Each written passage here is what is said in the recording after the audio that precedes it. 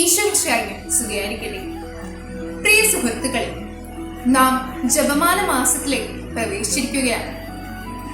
ഞാൻ ഓർക്കുകയാണ്, ആദ്യമായി ഞാൻ എൻ്റെ അമ്മയുടെ മടിയിൽ നന്മ തന്നെ മറിയുമെന്ന് പ്രാർത്ഥന ചൊല്ലിയത്. അന്ന് അർത്ഥമറിയാതെ ചൊല്ലിയ പ്രാർത്ഥനകൾ ഇന്ന് അർത്ഥമറിഞ്ഞാണ് ഞാൻ ചൊല്ലുന്നത്. തിരുസഭ നമുക്ക് നൽകിയ പ്രാർത്ഥനയിൽ ഏറ്റവും ശക്തിയേറിയ പ്രാർത്ഥനയിൽ ഒന്നാണ് നന്മ തന്നെ മറിയമേ എന്ന ഈ പ്രാർത്ഥന.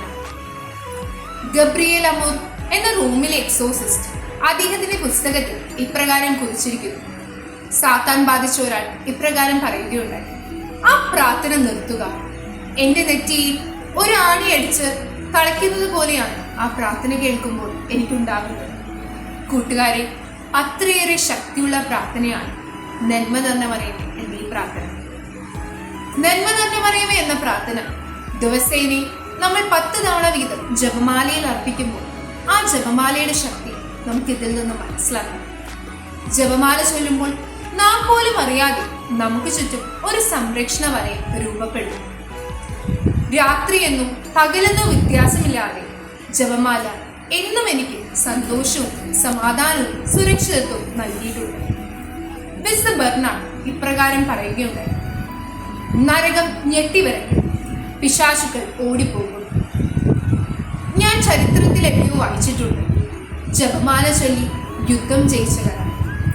യുദ്ധം പോലെ തന്നെയല്ലേ നമ്മുടെ ജീവിതത്തിൽ ഉണ്ടാകുന്ന പ്രതിസന്ധികളും ബുദ്ധിമുട്ടുകളും.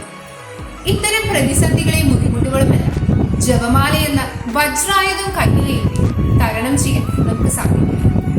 നമ്മുടെ ജീവിതത്തിൽ ഉണ്ടാകുന്ന കുറ്റങ്ങളും കുറവുകളും എല്ലാം ദൈവത്തെ പഴിക്കാതെ ജപമാലയിലൂടെ മാതാവിന്റെ മാധ്യസ്ഥം അപേക്ഷിച്ചാൽ മാതാവ് നമ്മെ സഹായിക്കാതിരിക്കുകയില്ല.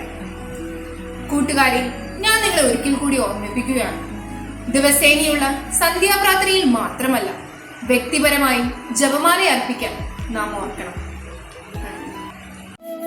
അമ്മേ, എൻ്റെ അമ്മേ, എൻ്റെ ഈശോ